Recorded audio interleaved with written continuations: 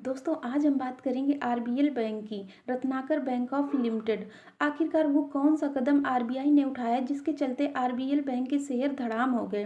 दोस्तों आरबीआई के एक फैसले ने आरबीएल निवेशकों के बीच हड़कंप मचा दिया। असल में इन्वेस्टर्स के बीच धारणा ये बनी हुई है कि जब भी किसी बैंक में कोई गड़बड़ी होने वाली होती है तो रिजर्व बैंक ये कदम उठाता है।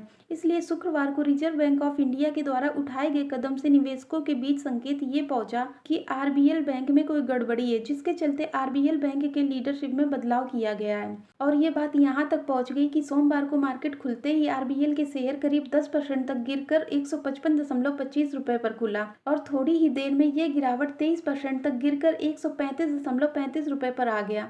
यह आरबीएल का 52 सप्ताहों का सबसे निचला स्तर है। असल में बात कुछ ऐसी थी कि इन्वेस्टर के बीच एक गलतफहमी बनी हुई है। उन्हें लगता है कि जब भी किसी बैंक में कोई गड़बड़ी होती है तो रिजर्व बैंक ऑफ इंडिया अपना एडिशनल डायरेक्टर बनाने का फैसला करता है। और जैसे ही रिजर्व बैंक ने अपने chief general manager Yogesh Dayal को आरबीएल बैंक का एडिशनल डायरेक्टर बनाया तो मार्केट में ये अफवाह इतनी तेजी से फैल गई कि सोमवार को आरबीएल के शेयर धड़ाम हो गए। जबकि बात कुछ ऐसी थी कि आरबीएल के बैंक के एमडी और सीईओ विश्ववीर आहूजा, जो कि काफी लंबे समय से आरबीएल के डायरेक्टर थे, वो अचानक लंबी छुट्टी पर चले गए। इसके चलते बैंक के बोर्ड ने एग्जीक्यूटिव डायरेक्टर राजीव आहूजा को नया एमडी और सीईओ बनाने की मंजूरी दे दी।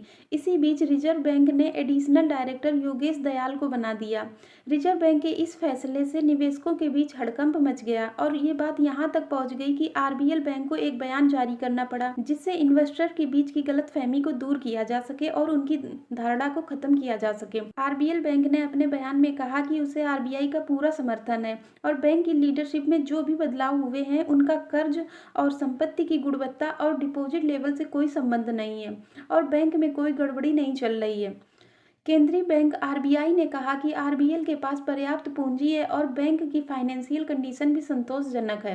यहाँ तक कि बैंकों को अपना अर्धवार्षिक लेखा परिणामों को भी दिखाना पड़ गया। और गलतफहमी का एक और कारण यह रहा कि कुछ एनालिस्ट की निगेटिव रिपोर्ट से भी इन्वेस्टर के बीच डर का माहौल बना, जिस कारण आरबीएल बैंक की माइक्रो बैंकिंग और बिजनेस लोन के पोर्टफोलियो में तेजी से गिरावट आई है। तो दोस्तों ये थी आज की इम्पोर्टेंट न्यूज़ जो आपको जरूर जाननी चाहिए। केवल एक गलतफहमी की वजह से आरबीएल बैंक के शेयर करीब 23% से 24% तक नीचे गिर गए, जिससे निवेशकों को काफी नुकसान हो गया।